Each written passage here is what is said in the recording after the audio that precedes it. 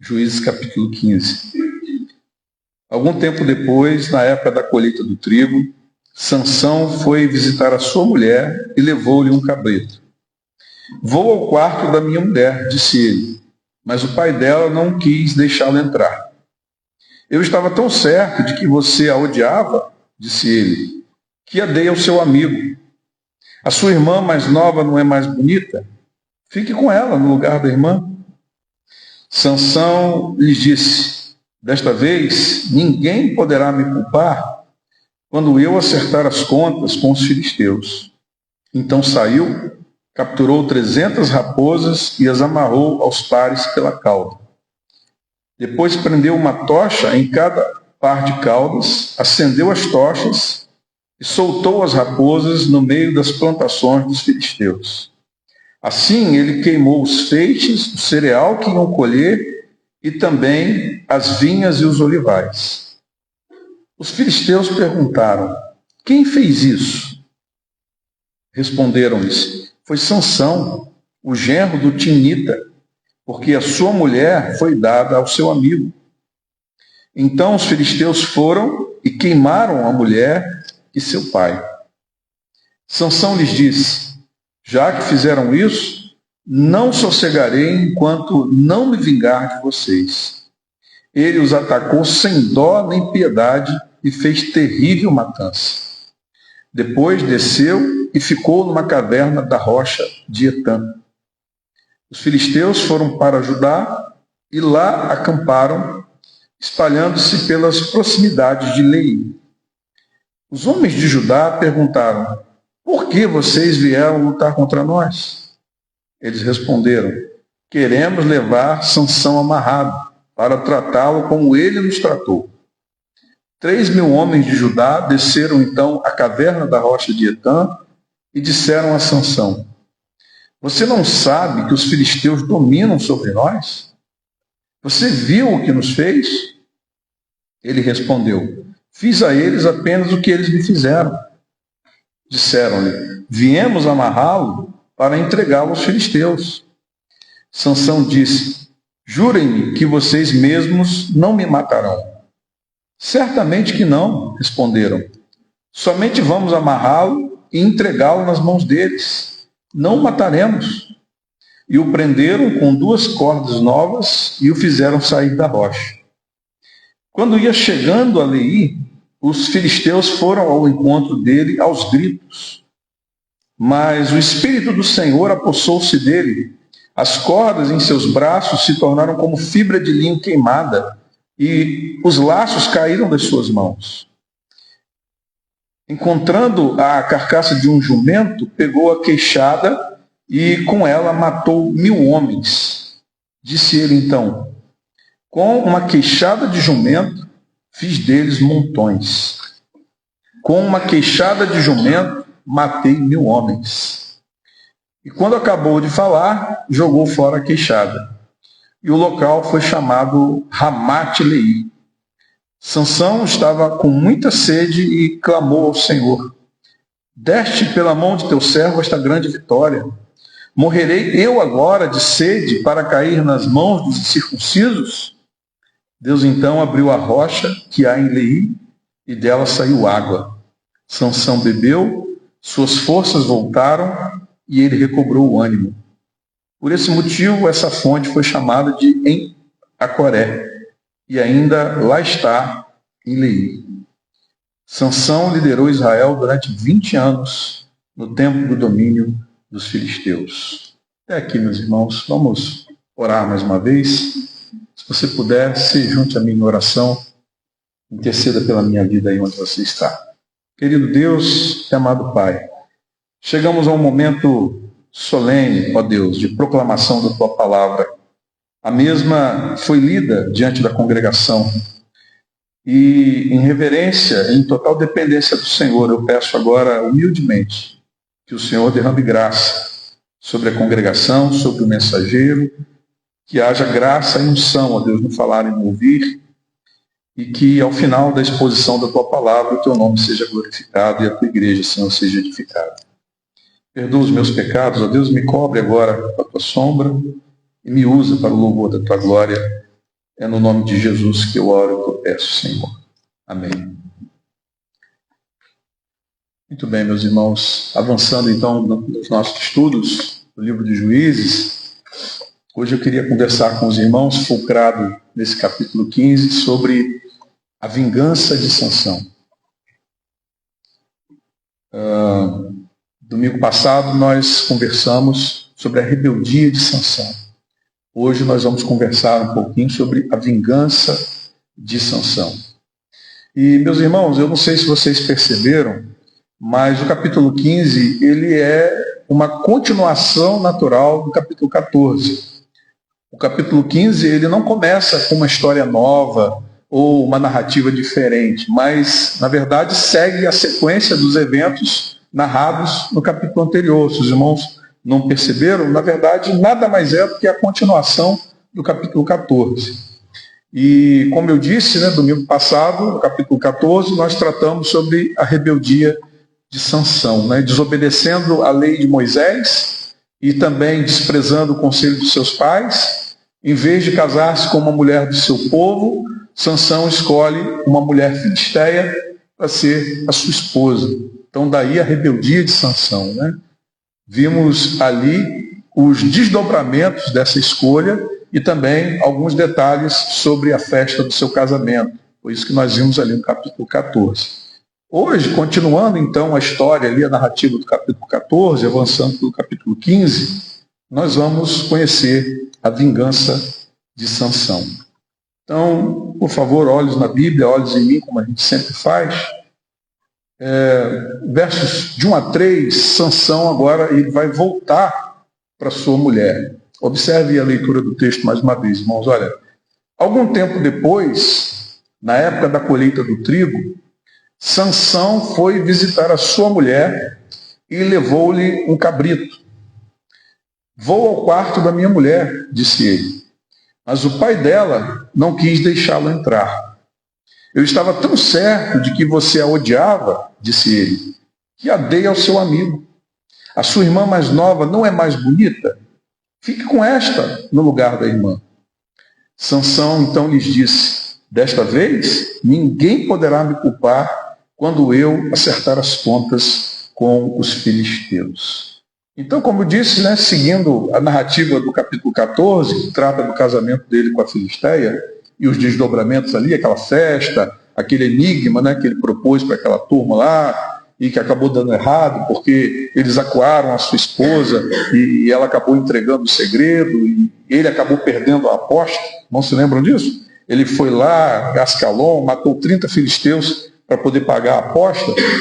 Ele, muito nervoso, os irmãos vão se lembrar, ali no último dia da festa do seu casamento, ele, depois que pagou a aposta, em vez de ele consumar a união com a sua esposa, ele volta para a casa dos pais. Se os irmãos voltarem aí um pouquinho na Bíblia, no capítulo 14, ali no final, os irmãos vão ver que foi exatamente isso que aconteceu. Irado pela trama que o fez perder a aposta, em vez dele consumar o casório, ele, aborrecido, vai se consolar com seu pai e com a sua mãe. Passou então algum tempo, nós agora já estamos no capítulo 15, com a cabeça mais fria e o coração mais enternecido, nos dias da colheita do trigo, quando as pessoas celebravam a fertilidade da terra, Sansão desceu novamente a Tima para visitar a sua mulher e ter então a sua esperada lua de mel. E como prova, meus irmãos, da sua boa disposição, Sansão leva um buquê de flores para ela. Ah, não foi um buquê de flores, ele levou um cabrito. Na nossa cultura é um buquê de flores, na cultura deles dava um cabrito. Quando você quiser fazer uma média para a patroa, dá um cabrito para ela. Faz isso não, você vai arrumar um B.O. Leva um buquê de flores. Mas era uma tentativa dele, segundo a cultura, de amainar os ânimos ali e tentar uma reconciliação. E aí, qual foi a surpresa dele? Qual não foi a sua surpresa ao chegar à casa do sogro? Este não deixa ele entrar no quarto da sua esposa para celebrar finalmente a lua de mel. O sogro dele o barra na porta. E vem aquela notícia que eu imagino que desagradaria qualquer um. ele informou a Sansão que a sua esposa havia sido dada a um outro homem, na verdade, ao seu padrinho de casamento, que na verdade era um filisteu. E ele ainda tenta argumentar com Sansão, dizendo o seguinte: olha, tem uma caçula aqui, inclusive é mais bonita do que ela. O que você acha, né? Por que você não fica com ela? Mas Sansão recusou a proposta e ficou muito chateado, ficou muito aborrecido, né? O sogro dele, para evitar uma desgraça pública, porque Sansão voltou para a casa dos pais e aquilo ia cair na boca do povo, a filha dele ia ficar mal falada, ele acabou arrumando, improvisando ali um casório às pressas para a filha e deu a esposa de Sansão, então, para uns padrinhos ali. Sansão passou um tempo, que a gente não sabe quanto, né, na casa dos pais. Por essa demora dele retornar, o pai da moça, né, o sogro dele, acabou inventando e criando essa solução aí. Sansão não gostou nada disso, ficou muito chateado, e como os irmãos viram aqui, ele faz uma jura, né? Ele promete que ele vai vingar os filisteus. Ele ainda diz assim, ele tenta tirar a culpa sobre si, ele diz assim: ninguém agora pode me culpar quando eu botar as minhas mãos nos filisteus. Agora eu estou isento de culpa, porque eles estão me provocando. Eles provocaram a minha ira e agora com justiça eu vou botar para quebrar. E aí ele vai começar então a sua vingança. Nos versos 4 e 5 nós vamos ver o início dessa vingança aí. Me acompanhem, meus irmãos, a leitura do texto. Então saiu, capturou 300 raposas e as amarrou aos pares pela cauda. Depois prendeu uma tocha em cada par de caudas, acendeu as tochas, soltou as raposas no meio das plantações dos filisteus. Assim ele queimou os feixes, o cereal que iam colher e também as vinhas e os olivais. Então agora ele vai começar a executar seu plano de vingança contra aquele povo que era inimigo do povo de Deus e que já havia subjugado o povo de Deus já durante 40 anos. Viviam ali acomodados, os israelitas, aquele jugo, estavam vivendo pacificamente, mas não era do agrado do Senhor que fosse desse jeito. Deus ele quer libertar o seu povo daquele cativeiro e ele vai, por iniciativa própria, suscitar Sansão para começar esse processo de libertação e vai começar a criar atritos entre os israelitas e os filisteus através dessa união, dessa situação. E aí, zangado, não se sabe quanto tempo ele levou, meus irmãos, para poder capturar 300 raposas. O texto é omisso, né, em relação a isso, não fala, mas a gente deduz que não foi uma coisa rápida. Ele captura, então, 300 raposas, ou também podem ser chacais, prende por par, né, de 300 ele fez 150 pares, amarrando pela cauda.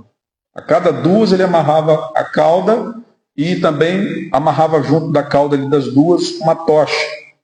E ele pôs fogo. Ele resolveu então extravasar sua ira contra os filisteus, queimando a safra inteira de trigo e incendiando as lavouras. E tanto o trigo colhido, não sei se os irmãos perceberam, ou seja, o trigo que estava em estoque, quanto aqueles que ainda estavam na plantação, foram absolutamente queimados com essa estratégia de Sansão. De modo que os filisteus, amados irmãos, ficaram absolutamente sem provisões. E por que Sansão prendeu 2 raposas pela cauda e prendeu uma tocha ali? Qual era a estratégia? É que as duas, na tentativa de se soltar uma da outra, o que ia acontecer? Elas iam acabar formando um zigue-zague.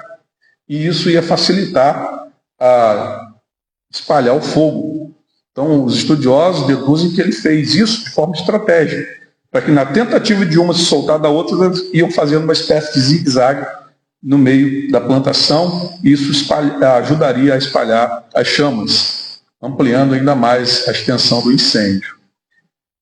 Para uma economia, irmãos, agropastoril, esse ato deixou os filisteus, como eu disse, totalmente sem provisões. Foi trágico, foi um prejuízo enorme na economia e na agricultura filisteia.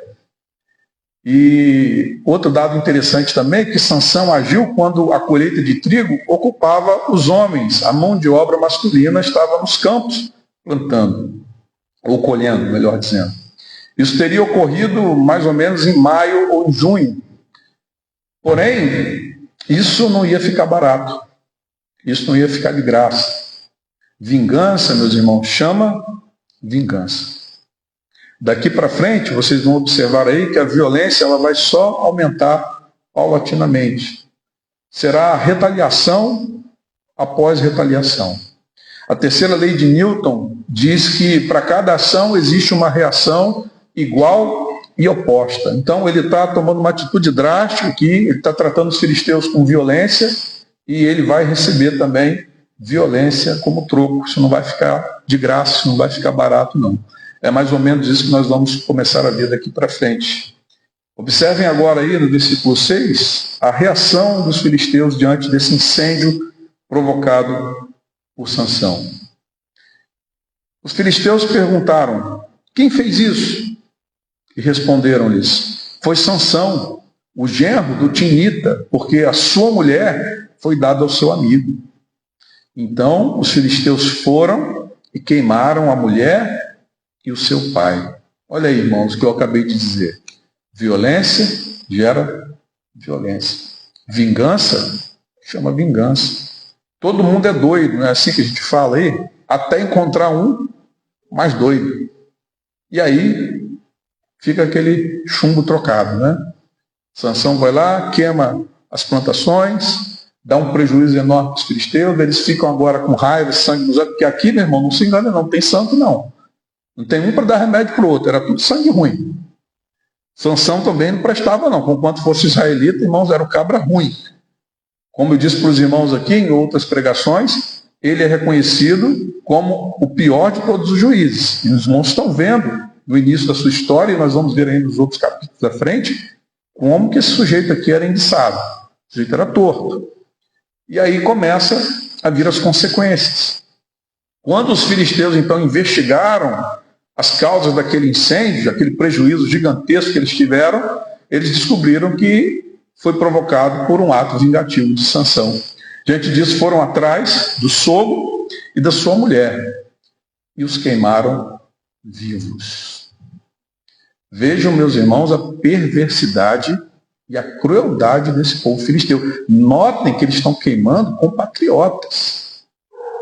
O sogro e a mulher de Sansão era do mesmo povo deles. E eles não tiveram a menor compaixão. Eles queimaram o pai, a filha, a casa dele, totalmente, sem dó nem piedade. Em vez de ir em cima de Sansão, foram em cima do sogro e da sua mulher. Um ato covarde. Um ato cruel e covarde. Não podendo vingar-se de Sansão diretamente, eles foram em cima das pessoas próximas a ele, só que pessoas do seu próprio povo. Compatriotas, conterrâneos seus, eles foram lá e queimaram. E um dado irônico aqui, que eu não sei se os irmãos prestaram atenção, a mulher de Sansão, que por medo de ser queimada no capítulo 14, lembram disso? Como que os filisteus acuaram ela para obter o segredo do enigma? Vocês se lembram? Qual foi a ameaça que eles fizeram a ela? Se você não nos entregar, não nos revelar o segredo do enigma, nós vamos queimar você, seu pai e a família dele. Lembra dessa ameaça? E ela, com medo, entregou o segredo. Não resolveu nada. No final das contas, aquela sentença acabou recaindo sobre ela agora. Foram queimados. Não é irônico isso? Ela poderia ter chamado o marido e falado com ele: olha, estão me ameaçando, estão querendo descobrir o segredo. Mas ela preferiu trair o seu marido e agora a desgraça se abateu sobre a sua casa. Cumpriu-se, né? Parecia profético aquilo ali. E aí, nos versos 7 e 8, nós vamos ver a reação de Sansão, a sua segunda vingança. Observe aí no texto sagrado. Sansão lhes disse: já que fizeram isso, não sossegarei enquanto não me vingar de vocês. Ele os atacou sem dó nem piedade e fez terrível matança. Depois desceu e ficou numa caverna da rocha de Etã. Em vez de a violência e a chacina dos filisteus contra a família da sua esposa intimidá-lo, nada disso. Sansão ficou irado ainda mais e prometeu novamente vingança. Já que fizeram isso, não sossegarei enquanto não vingar de vocês. Veja que o camarada era encravado. Ele não se intimidava. A mulher foi queimada viva com a família dela toda, e em vez dele temer, de fugir, não, ele fica ícaro ali e diz assim, não, eu vou até o final agora. Já que eles fizeram isso, eles vão ter o troco. E o narrador, meus irmãos, não nos informa quantas pessoas foram mortas, nem como foram mortas. Diz o texto aqui, né? Ele os atacou, versículo 8, sem dó nem piedade, e fez terrível matança. Depois desceu e ficou numa caverna da rocha de Etã. Então veja que ele se vinga mais uma vez, mas não há muitos detalhes sobre essa vingança, o número de mortos, de que maneira ele matou esses filisteus, não há nada disso. Mas ele vai lá e se lança novamente contra os filisteus, e segundo o texto aqui, ele executa uma terrível matança contra eles. E aí, nos versos de 9 a 13, vão registrar para nós aqui a captura de Sansão pelos filisteus. Vejam aí, meus irmãos, o que diz o texto sagrado. Os filisteus foram para Judá e lá acamparam, espalhando-se pelas proximidades de Leí. Os homens de Judá perguntaram, por que vocês vieram lutar contra nós? Eles responderam, queremos levar Sansão amarrado, para tratá-lo como ele nos tratou. 3.000 homens de Judá desceram então à caverna da rocha de Etã e disseram a Sansão, você não sabe que os filisteus dominam sobre nós? Você viu o que nos fez? Ele respondeu, fiz a eles apenas o que eles me fizeram. E disseram-lhe, viemos amarrá-lo para entregá-lo aos filisteus. Sansão disse, jurem-me que vocês mesmos não me matarão. Certamente que não, responderam. Somente vamos amarrá-lo e entregá-lo nas mãos deles. Não o mataremos. E o prenderam com 2 cordas novas e o fizeram sair da rocha. Então, meus irmãos, Sansão executou uma matança ali gigantesca, mas o texto não diz para a gente quantas pessoas ele matou, nem de que forma ele fez isso. Depois ele vai para as terras de Judá, da tribo de Judá, e se esconde numa caverna. Mas, meus irmãos, a vendetta continua. Vendetta é um termo utilizado pela máfia italiana. Não sei se vocês já viram algum filme de máfia italiana, e é muito comum usarem essa expressão entre eles, a vendetta. Vendetta, irmãos, é uma expressão que ficou famosa pela vingança entre familiares ou clãs rivais, desencadeando assassinatos e atos de vingança mútua durante anos ou gerações, tanto ali na Córcega como em outras partes da Itália também. Então a máfia italiana criou esse termo chamado vendetta para se referir à vingança. Observem que a vingança ela não para.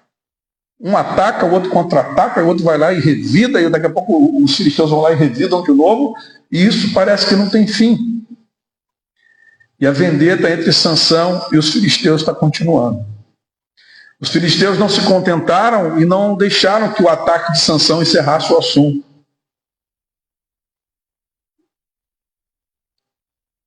Os filisteus subiram, acamparam-se em Judá e estenderam-se até o território de Leí.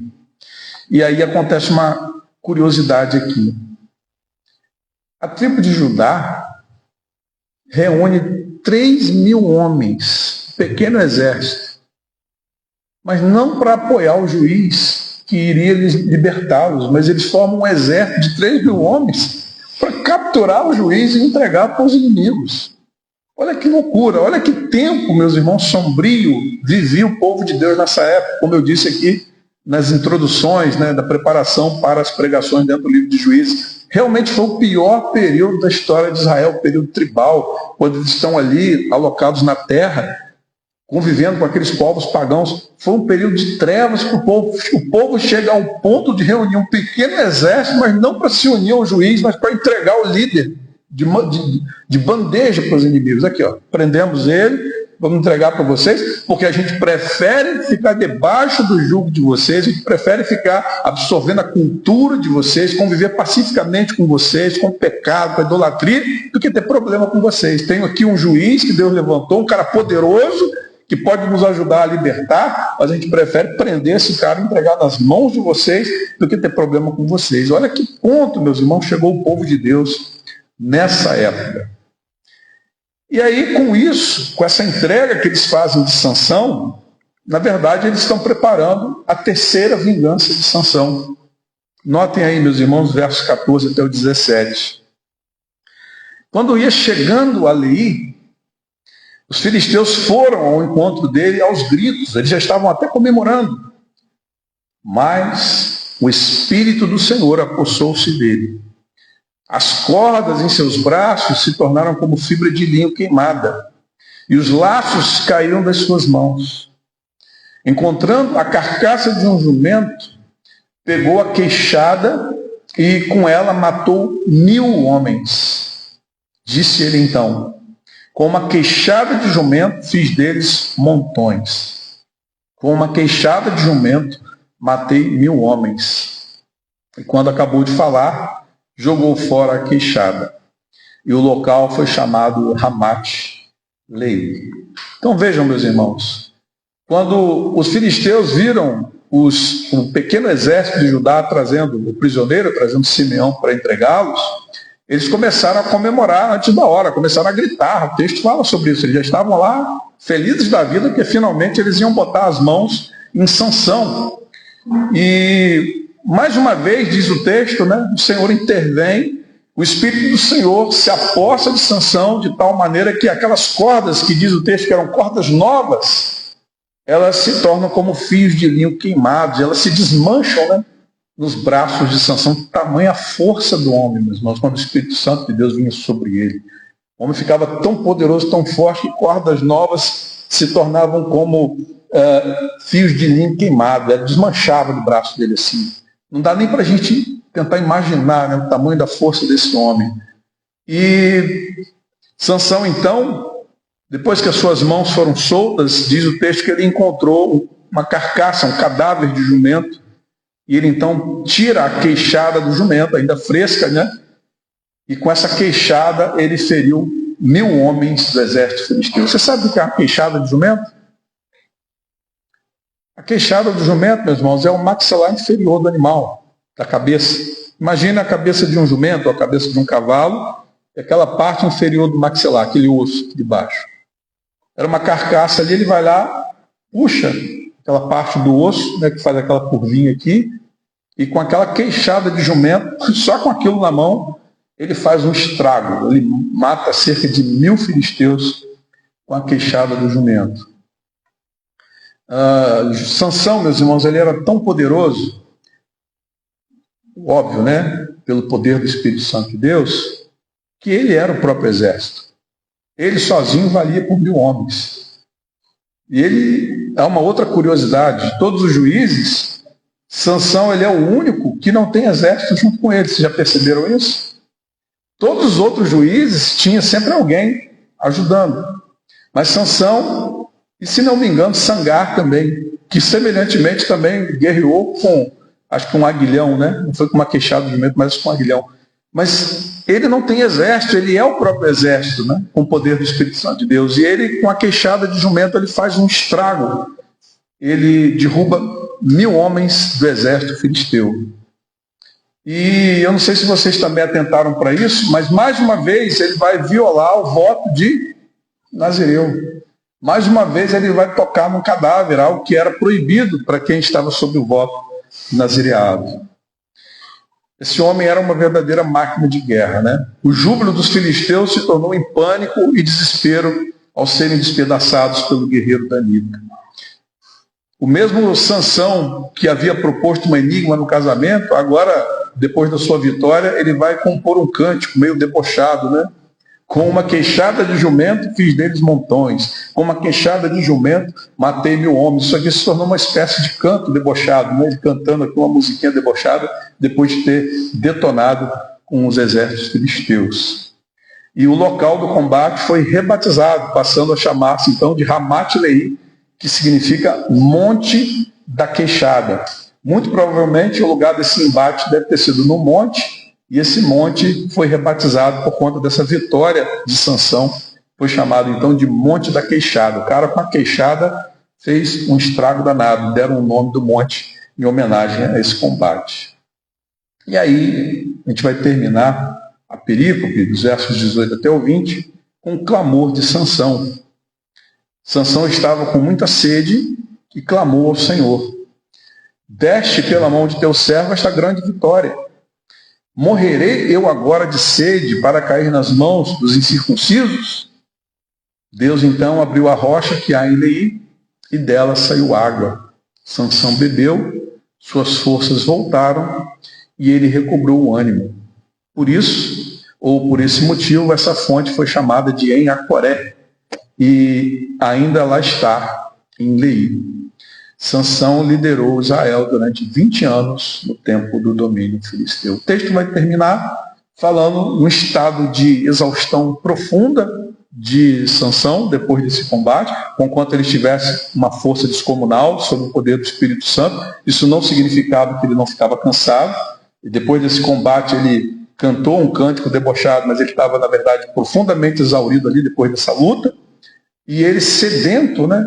Não tinha água, ele clama a Deus, né? Ele faz o clamor: me deste vitória, né? Essa grande vitória, e agora vou morrer de sede aqui para cair na mão dos incircuncisos. E Deus, em resposta ao clamor de Sansão, ele opera um milagre muito parecido ao que operou em Êxodo 17 e também em Números 20, da penha, né, da rocha. Deus faz brotar água para poder dessedentar o seu servo. Um detalhe curioso aqui nessa passagem, e em toda a história de Sansão, Sansão vai se lembrar do Senhor apenas 2 vezes.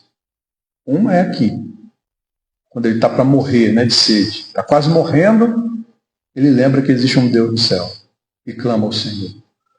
E qual vai ser a segunda vez que ele vai clamar ao Senhor? Vocês lembram? Vocês que já leram a Bíblia?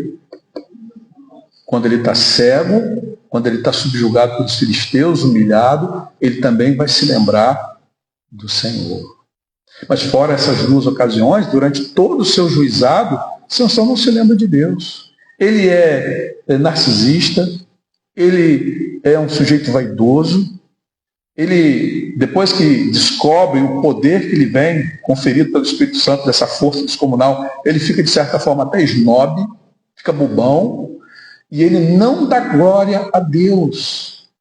Ele começa a se gabar dos seus feitos e das suas ações. E a gente vai ver que durante toda a narrativa bíblica que fala do seu juizado, só aqui e lá, quando ele está humilhado entre os filisteus, lá no seu último ato para matar os filisteus, é que ele se lembra de invocar o Senhor. Ok?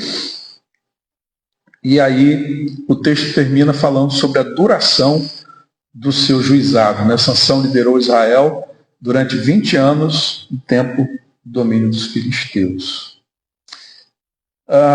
Queridos irmãos, vamos fechar aqui esse texto, e eu queria tirar aqui algumas aplicações para a nossa vida. Uma aplicação que eu quero tirar logo de cara aqui com os irmãos, eu preciso, irmãos, insistir um pouco nisso. Eu já falei um pouco sobre isso no domingo passado, mas a primeira lição que salta os olhos aqui é que a escolha errada do nosso cônjuge pode trazer consequências dolorosas. Isso fica evidente no texto, porque, como eu disse para os irmãos no início da mensagem, no início da exposição bíblica, o capítulo 15, na verdade, ele é uma continuação natural do capítulo 14. E o capítulo 14, como eu disse, ele está falando do quê? Da escolha de Sansão por essa mulher, do casamento dele, dos desdobramentos da festa, do enigma. Aí ele vai para a casa do seu pai aborrecido. Aí quando ele volta agora no capítulo 15 para tentar reatar o seu casamento, ele descobre que a sua mulher já havia sido dada para outro. E aí começa essa guerra, esse derramamento de sangue, essa violência toda de vingança por parte de Sansão, vingança por parte dos filisteus. E olha, meus irmãos, os desdobramentos de uma escolha equivocada. A escolha errada do nosso cônjuge pode trazer consequências dolorosas. Tudo isso está acontecendo aqui, está sendo descrito aqui no capítulo 15, por conta de uma decisão errada de Sansão no capítulo 14. Entenderam isso? Perceberam? Nós sabemos que Deus procurava ocasião contra os filisteus e usou essa escolha precipitada e colocada de Sansão para começar a libertar o seu povo. A gente sabe disso. Contudo, apesar disso, vejam, meus irmãos, quanta dor e quanto sofrimento essa escolha errada de Sansão provocou. Veja quanto sangue foi derramado. Quanta gente morreu em morte violenta. Gente foi queimada viva por conta de uma rebeldia, de uma desobediência desse homem. Será que Sansão tinha ideia de que sua escolha teria esse desfecho? Provavelmente não. Será que Sansão imaginava que a sua escolha teria todos esses desdobramentos violentos e sanguinários? Eu acredito que não. Mas, meus irmãos, Sansão sabia que esse casamento não era do agrado do Senhor. Então eu repito, não quero ser insistente, não quero que os irmãos entendam mal. A gente prega expositivamente leitura continuada por causa disso. Pastor não escolhe o que vai pregar. Eu prego o que o texto me traz. A leitura continuada tem essas coisas. Eu estou falando disso com os irmãos, falei domingo passado, estou falando mais uma vez, porque é o que o texto está trazendo para mim.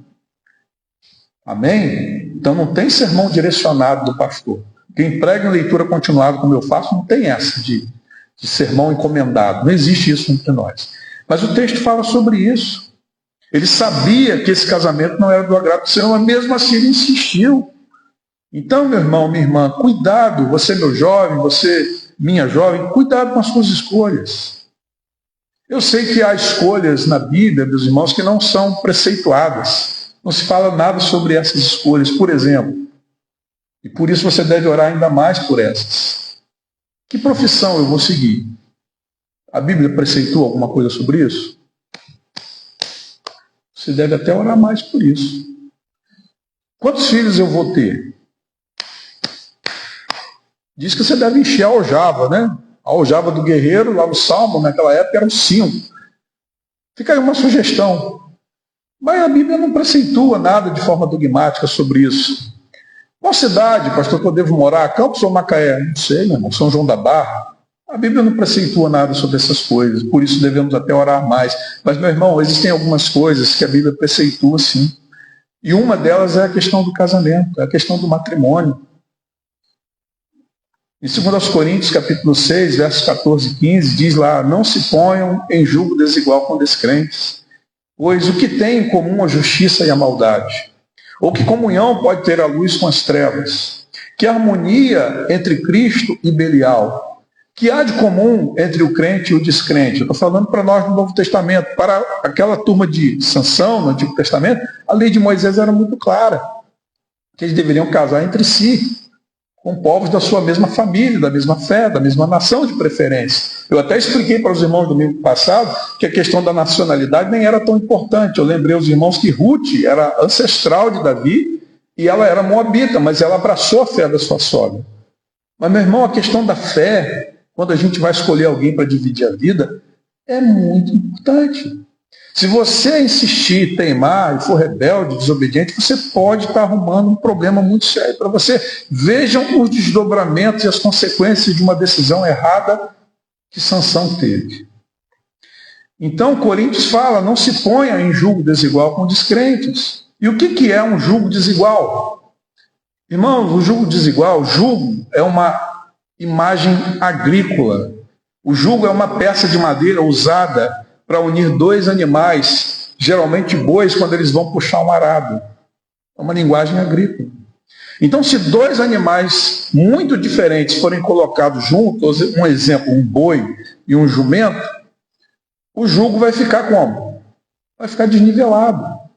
E vai proporcionar desconforto para os animais. Eles não vão conseguir caminhar juntos com equilíbrio. E da mesma forma, Paulo ensina que as alianças espirituais e morais entre crentes e descrentes são impróprias e perigosas, pois há incompatibilidade de propósitos e de princípios. Então tenha cuidado, eu repito mais uma vez, os solteiros da nossa igreja, Cuidado para você não se arrepender tardiamente. Você pode até contra-argumentar comigo, e talvez alguém ouça essa mensagem nas redes sociais e vai dizer assim, mas pastor, o senhor está lançando mão de um texto do Novo Testamento que não fala explicitamente sobre casamento, especificamente sobre isso. Está fora de contexto. Tá, tudo bem. Mas 1 Coríntios capítulo 9, versos 1 a 5, está fora do contexto, mas o princípio é o mesmo. Paulo, escrevendo aos Coríntios, na primeira carta, capítulo 9, versos 1 a 5, ele diz, não sou livre, não sou apóstolo, não vi Jesus, nosso Senhor, não são vocês resultado do meu trabalho no Senhor? Ainda que eu não seja apóstolo para os outros, certamente sou para vocês, pois vocês são o selo do meu apostolado no Senhor. Esta é a minha defesa diante daqueles que me julgam. Não temos nós o direito de comer e beber? Não temos nós o direito de levar conosco uma esposa crente, como fazem os outros apóstolos, os irmãos do Senhor e Pedro? Então veja que Paulo está se defendendo e defendendo seu apostolado junto à igreja de Corinto, falando aqui da questão do sustento pastoral, e ele está falando com aqueles irmãos, olha, eu não tenho direito de levar comigo uma esposa crente, como fazem os outros apóstolos, os irmãos do Senhor e Pedro, ou seja, indicando que os outros apóstolos eram casados, mas eram casados com esposas crentes, da mesma fé. Então, é muito importante, é muito oportuna essa palavra aqui, e eu preciso reforçar isso aqui entre os irmãos, para que os irmãos possam refletir, os solteiros, os jovens, e pensar. E você que já é casado, e no meio da trajetória você se converteu, e a sua companheira não se converteu, ou você se converteu e o seu companheiro não se converteu, permaneça como você está. É o conselho da palavra de Deus, 1 Coríntios capítulo 7, versos 12 até o 14. Aos outros eu mesmo digo isto, e não o Senhor. Se um irmão tem uma mulher descrente, e ela se dispõe a viver com ele, não se divorcie dela. E se uma mulher tem um marido descrente, e ele se dispõe a viver com ela, não se divorcie dele. Pois o marido descrente é santificado por meio da mulher, e a mulher descrente é santificada por meio do marido. Se assim não fosse, seus filhos seriam impuros, mas agora são santos. Então vejam bem, aos solteiros, muito cuidado, muita cautela, para você não se equivocar, fazer o que Sansão fez, e depois você quebrar sua cara e se arrepender dolorosamente. Agora, você que é casado, casou, você não era crente, sua companheira não era crente, você não era crente, seu marido não era crente, mas você se converteu no meio do caminho e o seu cônjuge ainda não, mas ele vive pacificamente com você, continua aí, meu irmão, casado. Que você, pelo seu testemunho, você santifica a sua esposa. Você, meu irmão, pelo seu testemunho, você santifica o seu companheiro, o seu esposo. É isso que a Bíblia recomenda. Então já, pastor, que eu sou crente, meu marido não é, então agora eu vou pular fora. Negativo. Se você se converteu no meio do caminho, já casado ou casado, permaneça do jeito que você está, se o seu cônjuge consente em viver com você de forma pacífica. Mas eu vejo, meus irmãos, aqui no capítulo 15, essa vingança de Sansão e todos esses desdobramentos terríveis, cruéis, sanguinários, tanta morte, tanta desgraça, começar por um único erro: desobedecer ao Senhor na hora de escolher a sua companheira. Então tenha muito cuidado com isso, em nome de Jesus. E uma última lição que eu posso extrair daqui é justamente daquela que eu falei no final. Caminhe na dependência do Senhor. Se Deus tem lhe abençoado, se Deus tem lhe conferido graça, tem lhe dado algum dom especial, seja grato a Deus e glorifique ao Senhor por isso. E ande em intimidade com Ele, em relacionamento constante com Deus, em comunhão com Ele. Não seja altivo, não seja bobo e orgulhoso como Sansão foi. Porque Sansão, tendo esse dom, que eu disse aqui na outra mensagem, era um dom único. Nós nunca vimos ninguém antes de Sansão, nem depois de Sansão, ter esse dom que ele teve. Foi um dom único. Mas em nenhum momento, ou em quase nenhum momento, nós vimos Sansão buscando a Deus. Muito ao contrário. A gente vê Sansão buscando a Deus quando ele está no sufoco, quando ele está em aperto, quando ele está quase morrendo de sede, ele se lembra que existe um Deus no céu que pode atendê-lo. Mas enquanto ele não está em sufoco, enquanto ele não está em desespero, ele está andando jactante, ele está andando orgulhoso, ele está achando que ele é a última Coca-Cola do deserto, que ele é o suprassumo do máximo, que ele é muito poderoso mesmo, machão, que ele mata todo mundo, mas agora que ele está com sede, que ele está quase morrendo, aí ele se lembra que existe um Deus no céu. E mais tarde, nós vamos ver adiante, quando ele também está humilhado, careca, né, raparam os seus cabelos, ele está lá cego, sabe, sendo feito, né, de bobo da corte dos filisteus, aí ele vai se lembrar novamente que há um Senhor no céu e ele vai clamar novamente a esse Deus. Que a nossa vida cristã não seja assim, meus irmãos. Que nós andemos na dependência do Senhor todos os dias, a todo instante. Que a gente se lembre do Senhor quando está tudo bem. A gente se lembre do Senhor também nas horas difíceis. Porque há uma tendência natural da gente, da nossa carne, e nos momentos de tranquilidade a gente relaxar, da gente não orar mais, da gente não ler mais as Escrituras, da gente negligenciar o culto público. A gente começa a descansar. Alguém disse que quando a gente, encosta nas poltronas dos privilégios, a gente adormece. Então, quando as coisas vão muito bem, a tendência da nossa carne é relaxar e a gente não busca mais a Deus, a gente não ora mais, a gente não jejua, a gente esquece a Bíblia jogada no canto, mas quando vem as tempestades, quando vem os problemas que solapam, né, a nossa casa, as nossas estruturas, aí a gente se lembra que tem um Deus no céu e a gente vai clamar. E a gente não faça assim, como Sansão fez, mas que a gente procure desenvolver, uma relação saudável, uma relação constante com o nosso Deus, de comunhão, de prazer, de deleite na presença do Senhor. Que a gente não use Deus. Né? Tem gente que não se relaciona com Deus, tem gente que usa Deus. E Sansão era assim. Ele usava Deus para poder tirar proveito dessa relação. Mas que conosco não seja assim, seja diferente, meus irmãos. Que a gente procure desenvolver um relacionamento com Deus de amor mesmo, de dependência constante. Esteja tudo bem, esteja tudo mal, esteja tudo mais ou menos, mas que a gente mantenha a nossa relação de dependência de Deus. Porque, na verdade, meus irmãos, o diabo ele quer me enganar e quer te enganar, fazendo a gente acreditar que a gente não precisa do Senhor, que nós somos suficientes, que nós nos bastamos. E olha, tem muita gente caindo nessa conversa. Tem irmãos da nossa igreja que já estão há mais de um mês sem vir pontuar ao Senhor, estão sendo enredados por Satanás. Enredados. Satanás começa, você está virando fanático. Para quê? Na igreja todo domingo? Domingo que vem você vai. É coisa de fanático. Aí a pessoa vai acreditando, então hoje eu não vou não, está muito frio, eu vou ficar em casa. Aí chega no outro domingo, alguém fica doente, não vou hoje também não, né?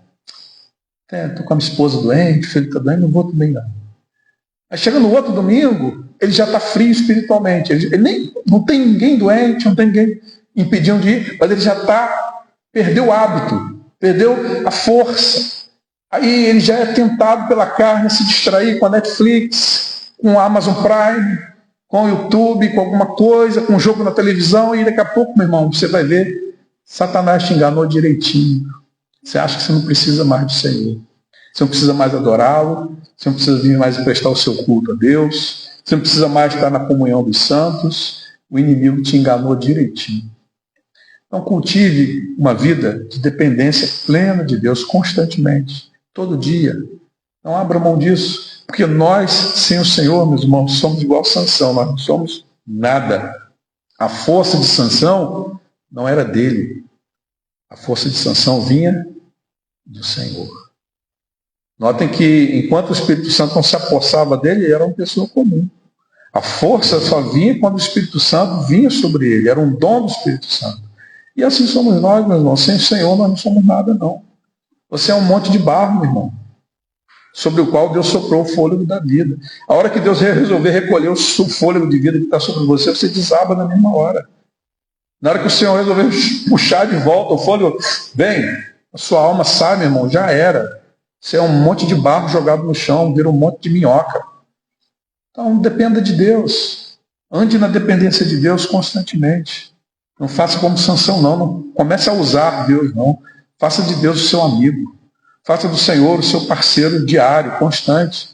Desenvolva uma relação com Ele verdadeira e sincera. Dialogue com Ele, abra seu coração, conte das suas alegrias, agradeça as conquistas, as suas aflições, compartilhe com Ele também as suas inquietações, preocupações. Fala com o Senhor, desenvolva uma relação saudável, de amizade, de dependência de Deus constante. Porque tem muita gente dentro da igreja que, infelizmente, tem vivido como Sansão. Só se lembra de Deus na hora do sufoco.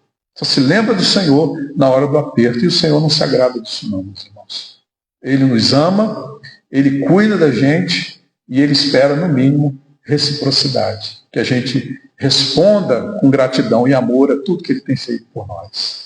Então, que Deus, meus irmãos, nos abençoe e aplique a sua poderosa palavra nos nossos corações.